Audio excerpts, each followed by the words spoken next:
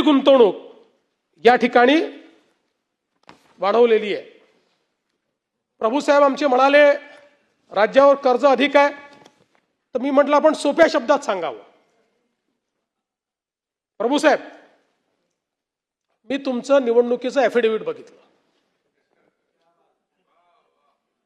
तुमच्या निवडणुकीच्या ॲफिडेव्हिटमध्ये तुमची संपत्ती 14 कोटी आहे आणि तुमच्यावर दायित्व म्हणजे कर्जच म्हणू त्याला हे 3,54,00,000 आहे। आता हे दायित्वाचा विचार केला तर तुमच्यावर दायित्व किती आहे? 25.28% आणि महाराष्ट्रावर 18%।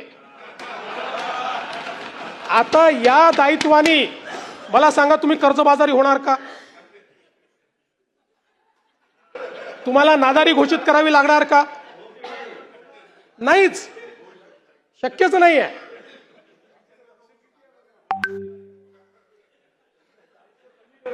अरे आमच्यासारखे मित्र आहेत तुमच्यासोबत, काय चिंता करता?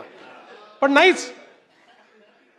म्हणून म्हटलं सोप्या शब्दात लक्षात घ्या की जसं हे कर्ज घेतल्यामुळे तुम्हाला नादारी घोषित करावी लागणार नाही, तुम्ही कर्जबाजारी होणार नाही, ती परिस्थिती महाराष्ट्राची तुमच्यापेक्षा थोडी उत्तम आहे।